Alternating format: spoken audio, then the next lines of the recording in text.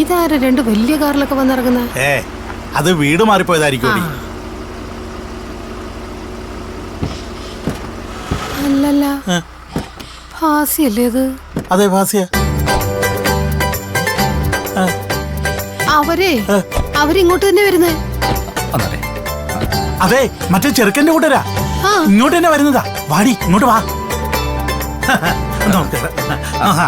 നമസ്കാരം. നമസ്കാരം. അങ്ങോട്ട് ഇങ്ങോട്ട് ഇങ്ങോട്ട് വരണം. ഇങ്ങോട്ട് ഇരിക്കാം. ഇരിക്കണം.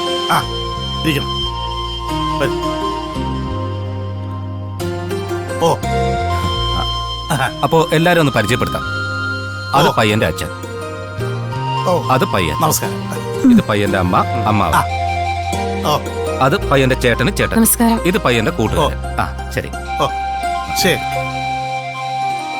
ബാസി, ഒന്ന് വരൂ.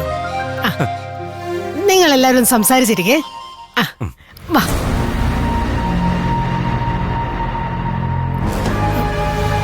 എന്റെ ബാസി, നിങ്ങൾ എന്തായി കാണിക്കണേ? ഇവരെ കണ്ടിട്ട് വലിയ കാശുകാരാണെന്ന് തോന്നുന്നല്ലോ. ഇവർക്ക് കൊടുക്കാൻ മാത്രം സ്ത്രീധനം ഇവിടെ എവിടെ ഇരിക്കണോ? ഇതൊന്നും ശരിയാവത്തില്ല. കുഞ്ഞോളെ, ഇത് ഞാൻ പിടിച്ചോണ്ടുവന്ന കേസല്ല. അവരെന്നെ വിളിച്ച് ചാരുവിന്റെ ഫോട്ടോ കാണിച്ച് ഈ പെണ്ണിനെ മതി എന്ന് പറഞ്ഞു വന്ന കേസാ. ഇവരാ? അത് കേട്ടിട്ട് എന്റെ കയ്യും കാര്യം തന്നെ പറിച്ചുപോയി.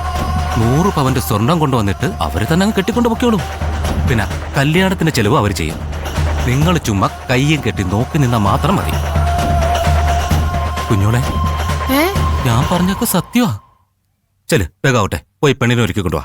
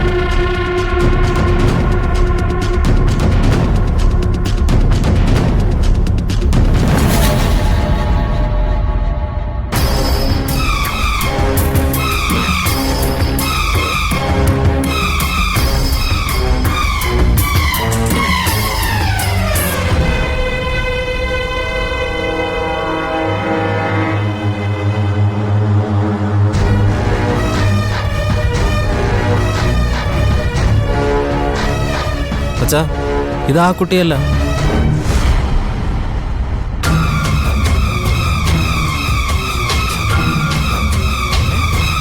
നോക്കി.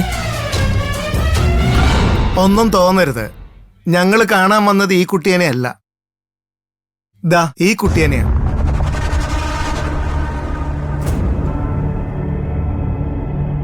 വേറൊന്നുമല്ല, അതും എന്റെ മോള, ഇതും എന്റെ മോള.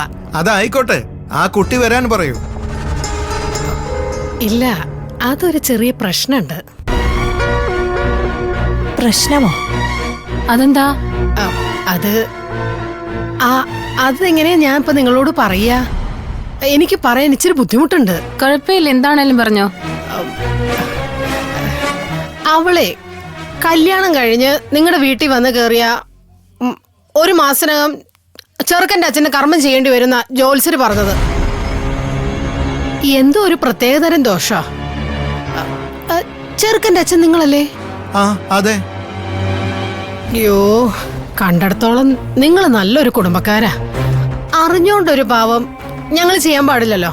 പക്ഷെ ഉണ്ടല്ലോ, എന്റെ ഈ മോക്ക് യാതൊരു ദോഷവും. ഇവളെ കൊണ്ട് നിങ്ങൾക്ക് വെച്ചടി കയറ്റുമായിരിക്കും. ഭാസി, ഇത് നിങ്ങൾക്ക് നേരത്തെ പറഞ്ഞുകൂടായിരുന്നോ? വാ മോനെ, നമുക്കിറങ്ങാം.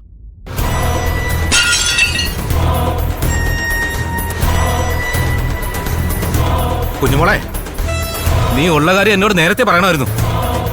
എന്നെ കൂടെ നാണം കരുതിയില്ലേ? ശാന്തപ്പ തന്നെ ഞാൻ എടുത്തോളാം. രണ്ടിനെ ഞാൻ വെറുതെ വിടില്ല. ആ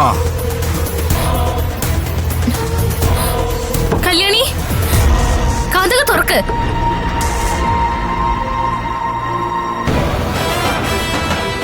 എടി കുഞ്ഞോളെ, ശരിക്കും നിന്റെ പ്ലാൻ എന്തായിരുന്നു?